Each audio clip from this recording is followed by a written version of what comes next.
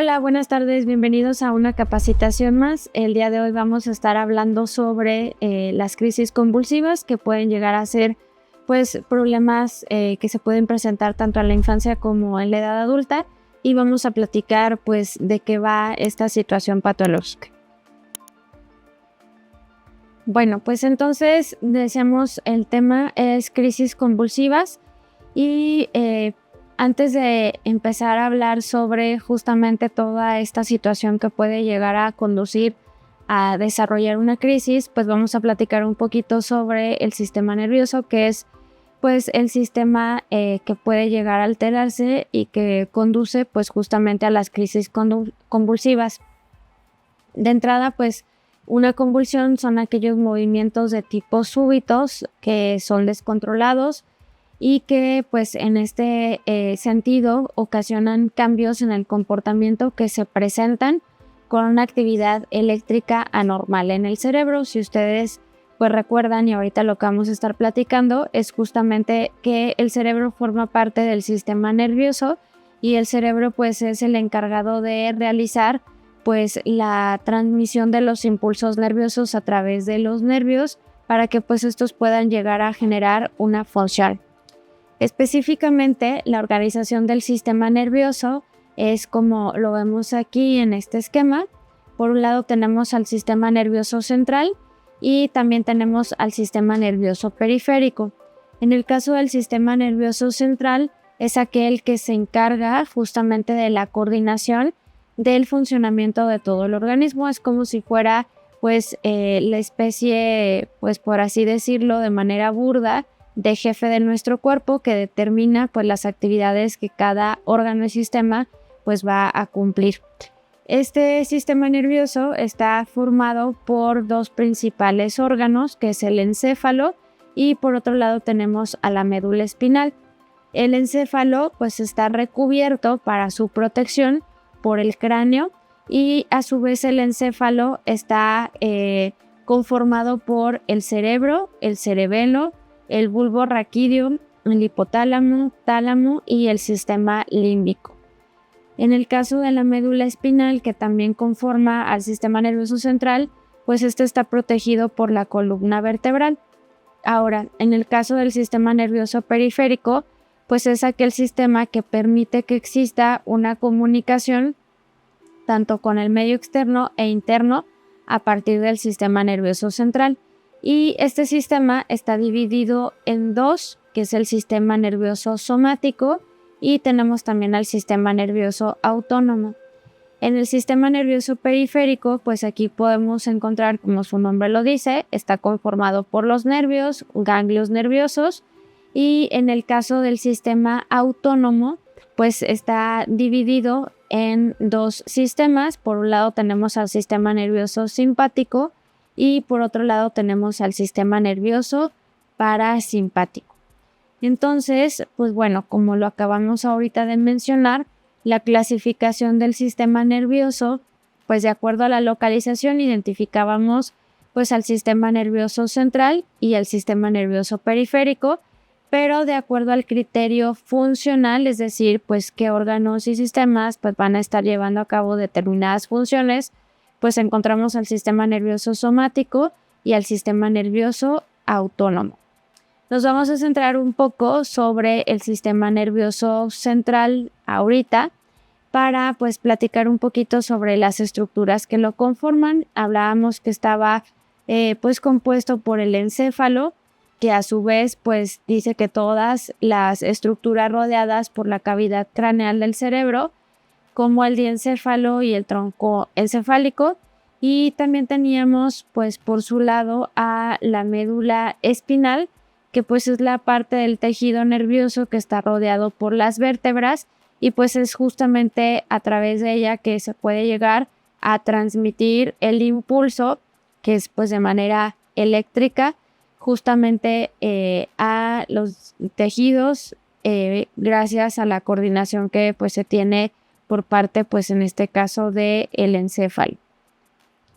En el caso del sistema nervioso periférico, contiene nervios craneales que salen del encéfalo y además también está conformado por nervios espinales o raquídeos, que son aquellos que salen de la médula espinal, como ahorita lo mencionamos, y pues esta médula espinal tiene diversas ramificaciones que se extienden hacia la periferia, es decir, pues fuera justamente de la médula espinal.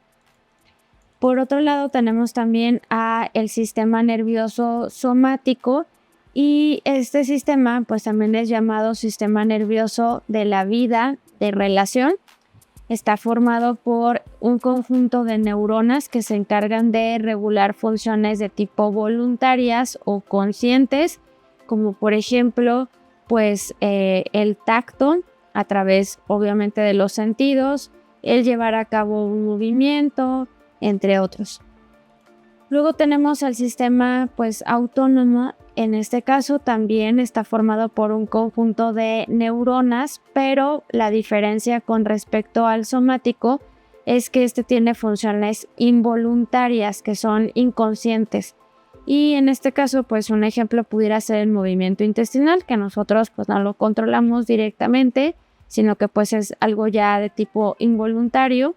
Y pues bueno, esos serían algunos de los ejemplos que se cumplen con estos sistemas que forman parte, pues decíamos, del sistema nervioso. Ahora sí, ya entrando en materia, pues el concepto tal cual de las convulsiones es, como lo veníamos comentando, que son descargas de tipo eléctricas, súbitas, anómalas, es decir, pues no son normales, y pueden llegar a ser excesivas, que tienen lugar en el cerebro y pueden causar alteraciones en el funcionamiento del sistema nervioso autónomo. Y con autónomo, nuevamente comentábamos que son el sistema que desarrolla funciones de tipo involuntarias. O bien también pueden llegar a ocasionar en el nivel de conciencia o en el sistema nervioso sensitivo, que pues decíamos que era el sistema nervioso somático. Estas descargas cerebrales pues se pueden categorizar en dos grandes grupos. Por un lado tenemos a las descargas que son de tipo parcial, que pueden llegar a tener afectación a ciertas zonas del cuerpo, es decir, son localizadas, pero por otro lado pueden llegar a ser totalitarias o generalizadas, y esto ocasiona que haya pues una afección general y por lo tanto pues es más complejo su tratamiento. Las crisis se pueden también identificar al ser sintomáticas, y pues se puede llegar a identificar estímulos como la hipertermia o la hipoglucemia, o de tipo idiopáticas, donde pues en este caso se puede relacionar con una situación como el desarrollo de la epilepsia. Y también pues algo de lo que puede caracterizar a las descargas generales es que pues de manera externa se puede visibilizar pues contracciones que sean de forma repentina, violentas, involuntarias, e incluso pues la persona que les está viviendo justamente por estos movimientos involuntarios pueden llegar a percibir pues la presencia de dolor. Las crisis convulsivas, pues identificamos síntomas de disfunción cerebral que pueden ocasionar descargas y que pueden estar dañando la corteza del cerebro. La prevalencia del desarrollo de crisis convulsivas pues es de 5 por 1000, es decir, 5 personas por cada 1000 habitantes pueden llegar a desarrollar una crisis convulsiva. Y ya catalogado como epilepsia, que ahora sí ya estamos hablando de una cuestión meramente patológica sobre el sistema nervioso, pues la incidencia de la crisis es superior y pues puede llegar a haber 50 casos por 10,000 habitantes pues al año. Ahora, las causas, ¿qué es lo que puede llegar a originar la presencia o el desarrollo de una crisis convulsiva? Pues el número 1 es la influencia genética, la herencia, familiares directos que hayan tenido pues alguna alteración directa sobre el sistema nervioso. Número 2, traumatismo craneal, es decir, que haya habido una especie de golpe y que ese golpe pues pueda llegar a dañar, generando una lesión traumática a nivel del cerebro, y pues esto originar justamente la epilepsia. Número 3, anomalías de tipo cerebrales, como puede ser la presencia pues de algún tumor, alguna malformación en los vasos sanguíneos que conducen pues justamente sangre y con ella oxígeno hacia el cerebro. Puede ser alguna malformación también de las arterias, entre otras, y pues estas a su vez pueden ocasionar epilepsia. Y por ejemplo aquí, si estamos hablando de arterias, puede haber sido que se taponee alguna de ellas, puede haber originado el caso del accidente cerebrovascular. Otra de las causas también se relaciona con la presencia del desarrollo de infecciones como la meningitis o como el VIH, entre otras. Lesiones prenatales que también pueden llegar a ocasionar daños, sobre todo en los neonatos. Y por último están trastornos del desarrollo, que en este caso pues una de las más comunes es justamente los trastornos del espectro autista. Ahora, respecto a los factores de riesgo, pues ya mencionábamos que sobre todo pues están ligados a los antecedentes familiares, es decir, la cuestión de la genética, pero si hablamos en particular de la edad, pues se relaciona más a dos grupos etarios que pues en la mayoría de los casos pues estamos hablando de niños y adultos mayores. Aquí también pudiéramos llegar a señalar pues otra etapa, aunque no estamos hablando precisamente de la edad, que es el embarazo, y que pues cuando empieza a generar alteraciones respecto a la tensión arterial, pues el que no se estén controlando estas cifras de tensión arterial también pueden llegar a conducir al desarrollo pues de convulsiones, y entonces pues ahí ya tendríamos un problema serio, donde pues tiene que haber una vigilancia médica con la finalidad de pues preservar la vida como tal, tanto de la mamá como del bebé. En este caso pues bueno, tenemos lo que ahorita ya comentábamos, sobre todo en niños y en adultos mayores. En niños por el riesgo a algún accidente que ocasione pues algún golpe y eso origine lesiones en la cabeza.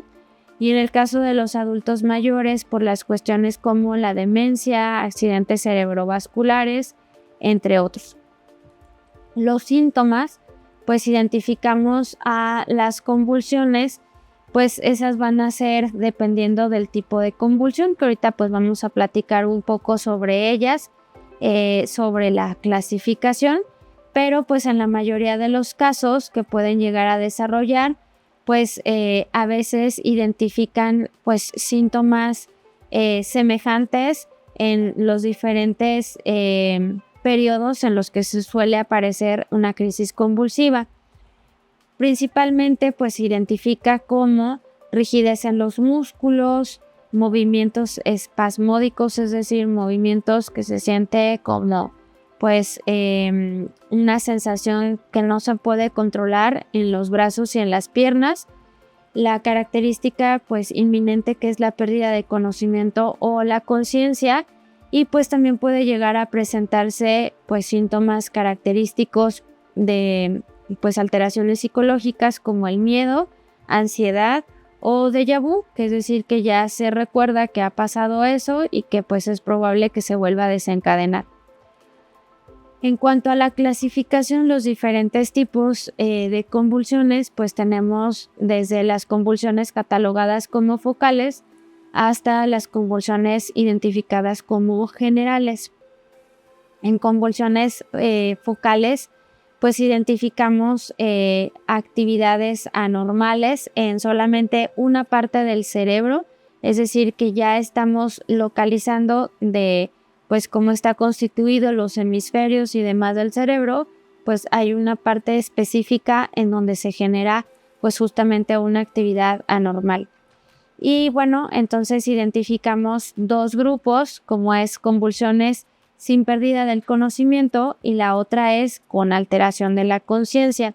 En la primera, que es sin pérdida del conocimiento, puede llegar a ocasionar cambios respecto a las emociones o cambios pues en los sentidos, como pues el ver, el oler, el saborear, el escuchar, y pues en este caso puede llegar a provocar también la presencia de movimientos involuntarios que se puede llegar a identificar con la presencia pues a lo mejor de hormigueo, mareo o incluso pues el identificar o el ver luces como parpadeantes.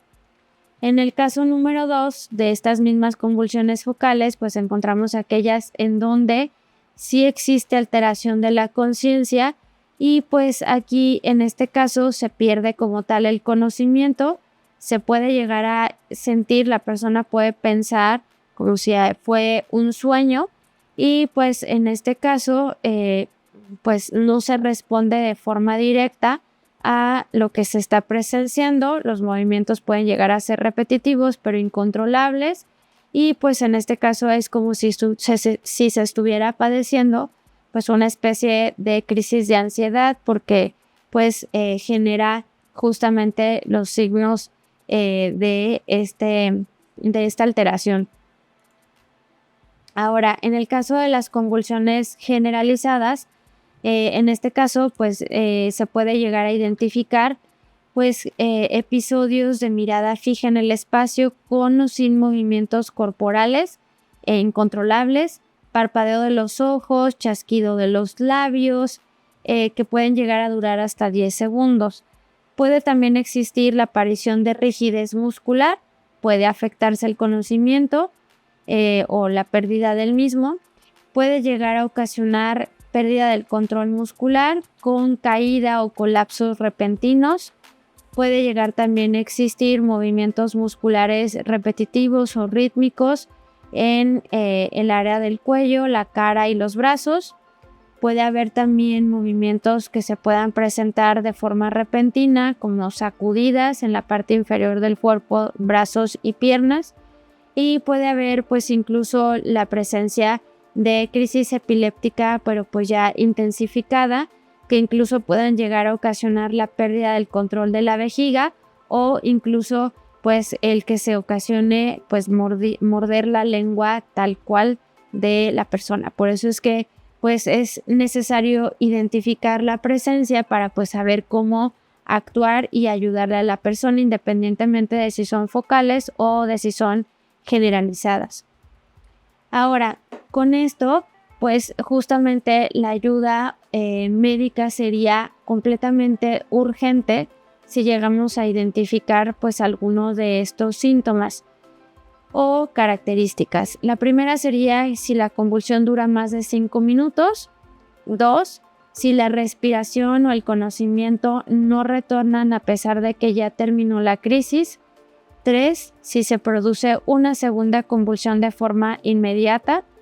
4. Si hay la presencia de fiebre. 5. Si ya se está en la etapa del embarazo, como les comentaba. 6. Si se padece diabetes. 8. Si se sufrió de una lesión durante la convulsión, es decir, algún golpe o algo que haya pues puesto todavía más en riesgo el estado y la integridad de la persona que lo está desarrollando. Y bueno, a pesar de como último de las características, si ya se recibe algún tratamiento para pues esta alteración y aún así se sigue presentando, pues también es la atención urgente. Ahora, respecto a las complicaciones, ¿qué es lo que pudiera llegar a suceder pues durante una crisis convulsiva? Puede haber caída, es decir, que el paciente pues de pronto pierda la coordinación, pierda como tal la fuerza muscular y eso origine pues que se desvanezca. 2. Puede haber ahogo. 3. Puede haber accidentes automovilísticos. 4. Complicaciones en el embarazo. Y pues el último, problemas de salud emocional, porque pues finalmente es algo que no se tiene como tal determinado cuánto va a llegar. Es pues hasta cierto punto una cuestión espontánea y que pues eso también puede entorpecer la vida laboral, personal, social de la persona que lo está viviendo. Y bueno, aquí hay 3 como pasos que tendremos que hacer quienes lleguemos a identificar a una persona que esté pues desarrollando una crisis convulsiva. Número 1 sería permanecer con la persona hasta que esté despierta y alerta después de la crisis, registrar el tiempo, mantener la calma y revisar pues si tiene alguna identificación con alguna de las alertas médicas sobre esta alteración. Número 2, mantener a la persona segura y alejarla o guiarla de que no se encuentre cercana a objetos que puedan llegar a ser peligrosos, como por ejemplo, no sé, que traiga alguna botella de vidrio, que esté cerca, pues a lo mejor alguna escalera y que pues eso pueda condicionar el riesgo de un accidente pues todavía mayor. 3, acostar a la persona de lado si es que la persona perdió la conciencia, si pues incluso eso puede condicionar a que que incluso haya estado como en una especie de sueño. Y esto lo que va a hacer es que vamos a buscar mantener las vías respiratorias que estén completamente despejadas con la finalidad de que pueda mantener la respiración normal, aflojar la ropa, sobre todo a nivel del área de cuello para facilitar también pues, la respiración y pues colocar algo debajo de la cabeza con la finalidad de que pues no se pueda llegar a hacer más daño y que esto pues origine golpes en la cabeza. Y por último, hay que llamar al 911 si es que la crisis pues dura más de 5 minutos, si la persona no regresa a su estado habitual, si la persona tuvo alguna lesión o si la persona pues se encuentra en etapa del embarazo, si la persona no ha tenido control de las convulsiones y se siguen repitiendo, si es la primera vez que se presenta, si hay dificultad para respirar y si ocurre pues en el agua y que eso también conduzca a accidentes como el ahogo. Entonces esas son algunas de las recomendaciones. Como recomendaciones, ¿qué no se debe de hacer? Dice, no se debe de sujetar ni tampoco se debe de poner ningún objeto en la boca y pues en este caso hay que buscar sobre todo la atención profesional. Por último, el diagnóstico, ¿cómo se realiza? El diagnóstico pues se hace a través de la evaluación profesional, en este caso pues el neurólogo sería el profesional de la salud, el especialista para pues el tratamiento y el seguimiento y el monitoreo de estos pacientes. De entrada pues se realiza un examen neurológico donde pues se busca identificar pues si hay fuerza muscular, si hay coordinación, si hay equilibrio. Número 2, el análisis de sangre para poder identificar pues si hay alguna alteración que puede estar sumando a que se esté perdiendo justamente pues el estado normal y que esté originando pues esta especie de descargas eléctricas. Otro es que pues seguramente este es completamente necesario y es el más significativo, que es el estudio del electroencefalograma para estar midiendo las ondas eléctricas que pues transmite justamente el cerebro a el sistema nervioso. Puede haber también la necesidad de pues algún estudio imagenológico como una resonancia magnética o una tomografía, pruebas neuropsicológicas que nos ayudan a evaluar habilidades como el pensamiento, la memoria, entre otros. Está también el mapeo paramétrico estadístico y bueno, está por último también una prueba ya mucho más específica que es la magnetoencefalografía, que mide los campos magnéticos producidos por la actividad cerebral para identificar pues áreas de inicio de evolución y si éstas se pudieran llegar a extender. Y por último, pues parte del tratamiento que puede llegar a ser útil para el control de estas situaciones, pues tenemos el GL Garlic, que pues es un producto que se asocia sobre todo al mantenimiento del sistema nervioso, resveratrol, que también como parte de sus funciones antioxidantes coopera en el mantenimiento del sistema nervioso, omega 3, porque sabemos que pues este tipo de ácidos grasos poliinsaturados, el omega 3, pues puede ser de utilidad en la salud cerebral, rilazante con la finalidad también de controlar aquellos episodios de ansiedad, de estrés o pues también las cuestiones relacionadas con la enfermedad como es la depresión, y clorofila para que haya pues una mejor oxigenación. Y bueno, pues este sería el tema del día de hoy, que fue crisis convulsivas. Les agradezco su atención y los invitamos a que nos ayuden, pues indicándonos qué temas les gustaría que estuviéramos considerando para futuras calendarizaciones y futuros pues programas, capacitaciones, poder abordarlo y poderles apoyar con la información necesaria. Les agradezco su atención y nos vemos próximamente.